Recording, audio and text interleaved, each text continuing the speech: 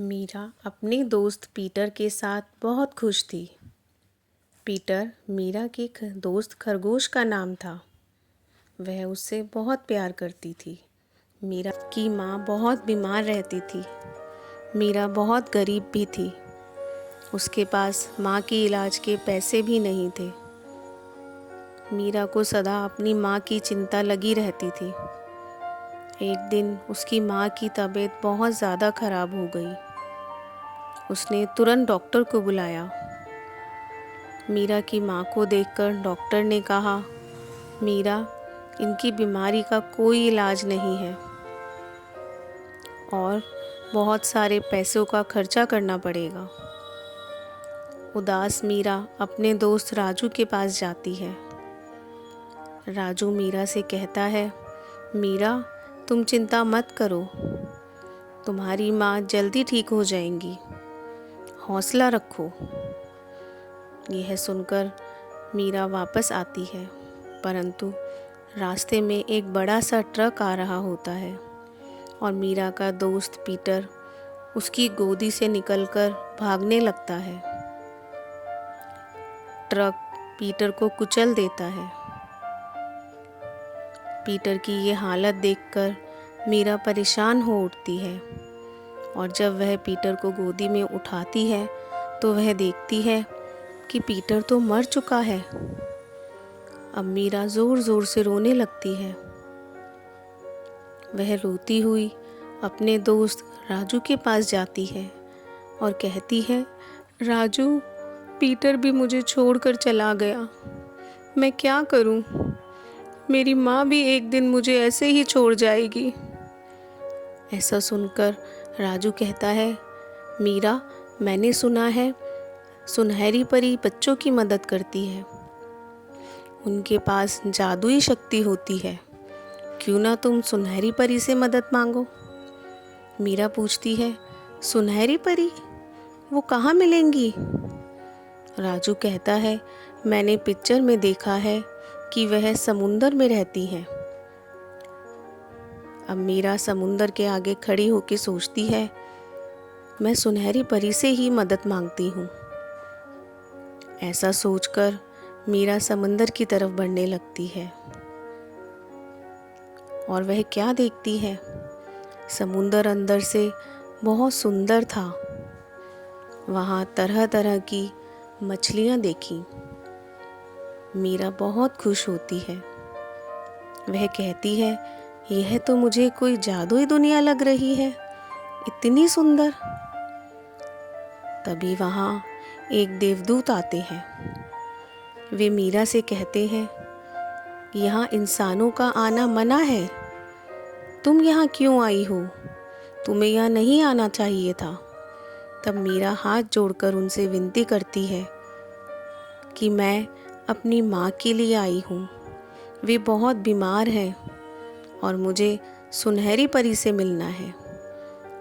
देवदूत उन्हें मना करते हैं, परंतु मीरा को रोता हुआ देखकर वे कहते हैं, मीरा, वहाँ जाने का रास्ता बहुत कठिन है।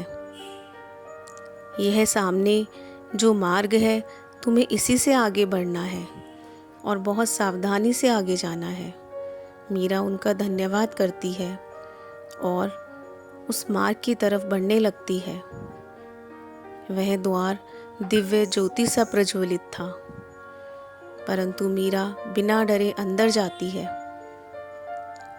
अंदर तो सितारों से भरी एक दुनिया थी जो बहुत ही रंगीन और सुंदर थी। यह देखकर मीरा हैरान होती है कि मैंने ऐसा नज़ारा कभी नहीं देखा। कुछ दूर चलने के बाद उसे एक परी दिखाई देती है जो एक दिव्य ज्योत के स्वरूप दिखाई दे रही थी। मीरा हाथ जोड़कर उनसे कहती है कि मुझे सुनहरी परी से मिलना है, परंतु वह मना करती है। सुनहरी परी से मिलने कोई इंसान नहीं जा सकता। मैं तुम्हें वहाँ जाने की इजाज़त नहीं दूंगी। परंतु मीरा अपनी माँ की बीमारी के बारे में बताती है। यह सुन के वह कहती हैं, ठीक है, ये जो सामने रास्ता है, मेरा हाथ पकड़ो, मैं तुम्हें सुनहरी परी तक लेके जाऊंगी। अब मीरा सुनहरी परी के पास जाती है। सुनहरी परी बहुत सुंदर होती है। सुनहरी परी के लंबे लंबे बाल होते हैं, इतने सुंदर पंख। मीरा तो देखती रह जाती है। सुनहरी परी बहुत सुंदर होती है। सुनहरी परी मीरा से आने का कारण पूछती है, तो मीरा बताती है कि मेरी माँ बहुत बीमार है। क्या आप जादू से मेरी माँ को ठीक कर सकती हैं?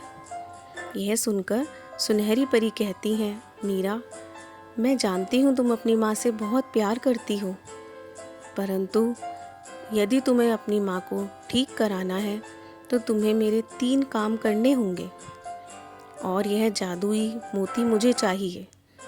वहाँ तक पहुँचना बहुत मुश्किल है। तुम्हें पहले इस द्वार को खोलना होगा, फिर यह जादुई चाबी हासिल करनी होगी। इस चाबी की मदद से तुम उस मोती तक पहुँचोगी। मीरा कहती है, मैं सब कर लूँगी।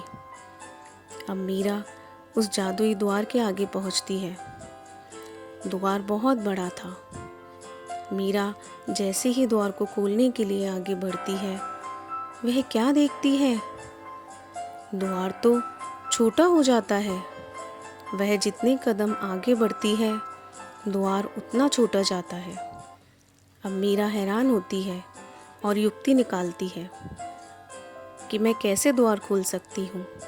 तभी वह एक युक्ति निकालती है और उल्टी खड़ी हो जाती है। अब मीरा की पीठ द्वार की तरफ है और वह उल्टे कदम चल रही होती है। जैसे जैसे वह उल्टे कदम चलती है, द्वार खुलना शुरू हो जाता है। मीरा बहुत खुश होती है। वह सोचती है, मैंने पहला पड़ाव पार कर लिया। कुछ देर बाद मीरा उस द्वार तक पहुंचती है। द्वार खुलने लगता है। द्वार के अंदर से दिव्य रोशनी आ रही होती है। जैसे ही मीरा द्वार के अंदर पहुंचती है, वह देखती है कि चाबी को जीतने के लिए उसे वह गेम खेलना होगा। यदि वह सांप सीढ़ी के गेम को जीतती है तो ही वह चाबी ले सकती है। मीरा को डर भी लगता है, क्योंकि यहाँ सांप और सीढ़ी असली के थे, परंतु मीरा अपनी माँ को बचाने के लिए वह गेम खेलना शुरू करती है। वह डाइस को लेकर उछालती है और एक एक करके कदम आगे बढ़ाना शुरू करती है। थोड़ी थोड़ी देर बाद गेम बहुत मज़ेदार होने लगता है। वह जादुई सीढ़ी भी चढ़ती है और जीत की तरफ बढ़ने लगती है। मीरा को बहुत मज़ा भी आ रहा होता है, परंतु यह क्या, गेम खेलते खेलते वहाँ तो सांप भी थे। उसे सांप से भी बचना था। सांप बहुत खतरनाक लग रहे थे, परंतु मीरा की हिम्मत सब मुश्किलों को पार कर लेती है और अंत में वह चाबी जीत जाती है। मीरा बहुत खुश होती है और तुरंत वह चाबी लेकर वहाँ से निकलने की सोचती है। वह चाबी को उठाती है और दौड़ना शुरू करती है। उसके मुख पर अब जीत की खुशी थी। एक अलौकिक तेज मानो उसकी सुंदरता बढ़ा रहा था। चाबी लेकर अब वह अपने खेल के आखिरी पड़ाव तक पहुंचती है। अब वह जानने के लिए उत्सुक है कि मोती देने के लिए क्या परीक्षा होगी। वह जैसे ही अंदर जाती है तो वहाँ दिव्य मोती रखा होता है और उसकी रक्षा एक विशाल सर्प कर रहा होता है। सर्प बहुत बड़ा होता है। उसकी नीली नीली आंखें होती हैं। मीरा सर्प को देखकर डरती नहीं, क्योंकि उसे अपनी माँ की जान बचानी थी। मीरा जाकर मोती के पास खड़ी होती है। सर्प मीरा को देखकर सोचता है कि यह ज़रूर कोई अलौकिक बच्ची है, वरना किसी इंसान का यहाँ आना संभव नहीं है। वह मीरा को कोई हानि नहीं पहुँचाता। अब वह सर्प मीरा से कहता है, यदि तुम्हें यह मोती हासिल करना है तो तुम्हें मेरे एक कठिन सवाल का जवाब देना होगा, और ध्यान रखना, जवाब का सिर्फ आप एक ही बार दे सकते हो। यदि गलत जवाब दिया तो यह मोती मैं तुम्हें नहीं ले जाने दूंगा। मीरा कहती है ठीक है। अब सर्प मीरा से कहता है, बताओ पृथ्वी से भी ऊंचा स्थान किसका है? अब मीरा तो बहुत छोटी बच्ची थी और सवाल बहुत कठिन।